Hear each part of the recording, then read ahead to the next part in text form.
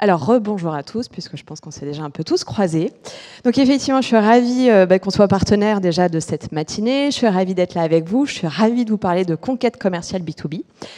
Mais avant, déjà, je voudrais remercier Thibaut, mais j'ai l'impression qu'il est parti pour m'imposer l'opportunité de vous représenter HubSpot et de repositionner HubSpot, puisqu'effectivement, j'ai une très bonne nouvelle. Aujourd'hui, il existe une solution quand même très simple, peu onéreuse finalement et extrêmement puissante pour avoir un CRM et des solutions pour gérer son activité. Il y a une alternative en fait à la complexité de Salesforce. Voilà. Alors du coup, aujourd'hui, je voulais qu'on parle de conquête commerciale B2B à l'ère du client autonome et de l'IA. Je voulais vous partager quelques tendances qu'on observe sur le marché, quelques chiffres clés également issus de nos études, voilà, pour inspirer un peu nos discussions à venir. Je ne sais pas si vous le ressentez également, mais nous, on a beaucoup d'échanges sur le fait que la conquête commerciale est quand même assez complexe. On a des équipes marketing qui ont du mal à générer des nouveaux leads. 43% en tout cas des répondants à notre étude remontent cette difficulté. On a des équipes commerciales qui également remontent des difficultés croissantes à engager des nouveaux contacts, à prendre des nouveaux rendez-vous, voire même certains ont du mal. En fait, il y a plusieurs études qui rapportent qu'à peine la moitié des équipes commerciales aujourd'hui atteignent leurs objectifs commerciaux. On se rend compte que c'est de plus en plus difficile d'engager avec les prospects. Donc du coup, ce qui nous a poussé effectivement à essayer de comprendre pourquoi, qu'est-ce qui avait changé chez ce client B2B, dans ce parcours B2B, et du coup, pourquoi c'était assez complexe. Déjà, il y a quelque chose d'assez important qu'il faut qu'on ait en tête, c'est que les expériences de recherche ont changé, puisqu'il y a maintenant plusieurs mois, de nombreux mois, on a ChatGPT qui est arrivé. Et ça change beaucoup de choses. Ça change la manière que l'on a de chercher des informations, d'avoir une réponse directe, personnalisée, simplement en rentrant une question dans une boîte de dialogue. Donc forcément, quand on est aussi en recherche sur des solutions d'une entreprise ou sur une marque particulièrement, quand on arrive sur un site web, on n'a plus envie de chercher pendant des heures l'information, on a envie de trouver tout de suite l'information qui nous intéresse, on n'a plus forcément envie d'aller cliquer sur le bouton « Contactez-nous » pour être recontacté par mail 48 heures après. Donc cette notion d'instantanéité, elle est aujourd'hui importante à prendre en considération de la part des marques. Effectivement, ça fait des années qu'on dit que les gens veulent des expériences personnalisées. Aujourd'hui, on a plutôt tendance à dire que les gens veulent des expériences personnelles avec des réponses individualisées et au moment où ils en ressentent le besoin.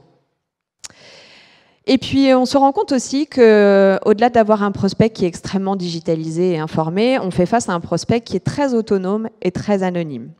96% des prospects interrogés aujourd'hui disent qu'ils veulent faire leur propre recherche de manière autonome. 71% souhaitent rester totalement autonomes tout au long de leur processus d'achat. Et on a 75% des répondants qui nous disent qu'ils ne veulent plus remplir un formulaire de génération de leads pour accéder à du contenu. Du coup, on comprend un peu mieux effectivement que c'est compliqué pour les équipes marketing de générer des nouveaux leads et que c'est compliqué pour les équipes commerciales d'engager avec des nouveaux prospects. Il y a aussi un impact démographique qui vient expliquer tout ça. C'est qu'on a tendance à l'oublier, mais aujourd'hui, les zoomers et les millennials, ils représentent 64% des décideurs en B2B. Du coup, forcément, en termes de comportement, c'est un peu différent. Ils sont digital natives, ils ont l'habitude justement aussi d'aller interroger leur communauté, ils ont l'habitude d'avoir des réponses par eux-mêmes, d'aller chercher l'information. Et puis surtout, on a aussi des chiffres qui nous montrent qu'ils ne supportent pas ces sollicitations intrusives des commerciaux qui du coup ne sont pas sollicités et surtout ne correspondent pas en fait à leurs besoins précis. Ça impose aussi une complexité, c'est qu'il faut savoir s'adresser à ces millennials, à ces digital natives, mais il faut aussi en parallèle savoir s'adresser à des cibles un peu plus traditionnelles qui du coup ont d'autres comportements, recherchent leurs informations à d'autres endroits. Donc c'est toute cette ambivalence du coup d'adresser à la fois des gens via le digital et puis des gens parfois sur des canaux un peu différents. En tout cas, nous, c'est la complexité à laquelle on est confronté. Et ce qu'on se rend compte également, c'est qu'on observe une polarisation en fait, du parcours d'achat. Justement, d'un côté, on va avoir ces cycles de vente assez courts, généralement qui sont plutôt des ventes transactionnelles peu complexes et où les gens veulent être en totale autonomie, mais jusqu'à l'acte d'achat.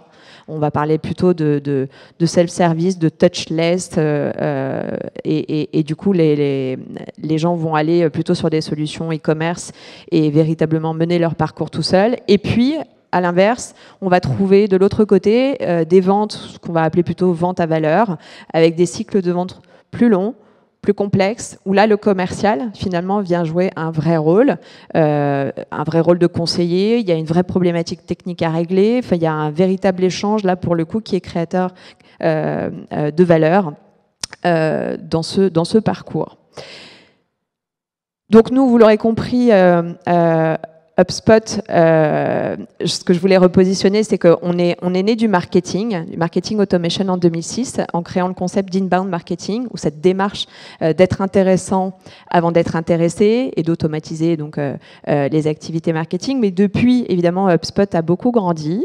Aujourd'hui, c'est une plateforme CRM renforcée à l'IA qui va véritablement permettre de gérer toute l'expérience client, et donc au travers de solutions d'engagement pour les équipes marketing, les équipes commerciales et les équipes service client. Et notre raison d'être, c'est ça, c'est de délivrer une expérience client de premier ordre, de bout en bout. Et quand donc on parle d'expérience client de bout en bout, c'est pas uniquement comment on va arriver des inconnus, les transformer en prospects, en faire des clients, mais c'est également, une fois qu'ils sont clients, comment on va en faire des véritables promoteurs, puisque aujourd'hui on a des chiffres qui effectivement montrent que 72% des revenus des entreprises viennent des clients existants, et que aujourd'hui l'enjeu n'est plus seulement de générer des nouveaux clients, mais véritablement de créer des clients fidèles qui continuent à acheter chez vous et puis en plus qui vous recommandent. D'où l'importance de gérer cette expérience client de bout en bout. Et pour le coup, notre positionnement aujourd'hui en tant que plateforme client permet véritablement d'aligner les équipes autour de cette expérience client. Parce que c'est plus simple à dire qu'à faire quand même, justement. Cette expérience, on a vu, on ne la traite pas forcément de la même manière si le client veut la mener en self-service ou s'il veut échanger avec les équipes commerciales. Ça ne va pas nécessiter évidemment les mêmes techniques, les mêmes réponses. Sur une démarche libre-service, on va devoir mettre en place toutes les informations nécessaires, baliser le parcours pour malgré tout le faire avancer jusqu'à l'acte d'achat, avoir des solutions d'achat en ligne robustes, fiable, sécurisé, et puis sur une vente valeur, on va plutôt devoir bien accompagner le commercial pour lui donner toute la data, toute l'information nécessaire pour lui permettre d'être pertinent dans ses réponses et dans ses échanges avec les clients, être en capacité d'engager des nouvelles conversations, de cibler, de prioriser sa prospection et le temps passé sur du coup cette démarche commerciale.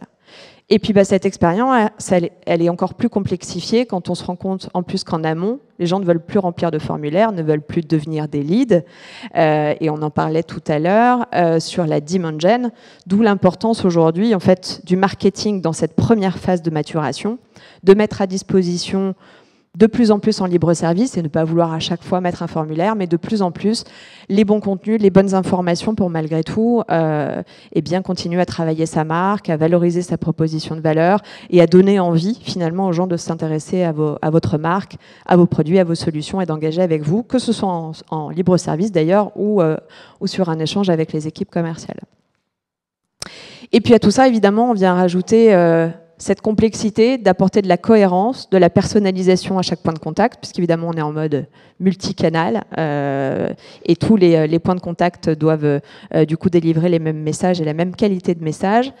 Et puis quand on parle d'accélérer, de se développer et d'accélérer sa croissance, évidemment l'enjeu c'est de faire tout ça à grande échelle. Donc les conditions de réussite à tout ça, c'est évidemment l'accessibilité de la donnée.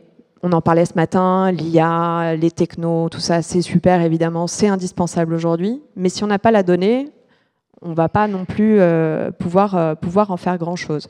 Donc, importance de la donnée, l'alignement de toutes les équipes parties prenantes autour de cette donnée, donc les équipes marketing, les équipes commerciales, les équipes de service client, autour de ces profils clients unifiés, puisque l'important dans cette expérience client de bout en bout, c'est que chaque étape finalement vienne se nourrir de la précédente et créer ce fameux cercle vertueux qui est source de croissance. Les équipes de service client, elles ont évidemment beaucoup plus de valeur quand elles ont tout l'historique, toute la connaissance client et elles répondent de manière beaucoup plus adaptée que quand elles doivent requalifier la personne, sa problématique et on agace évidemment les gens avec tout ça.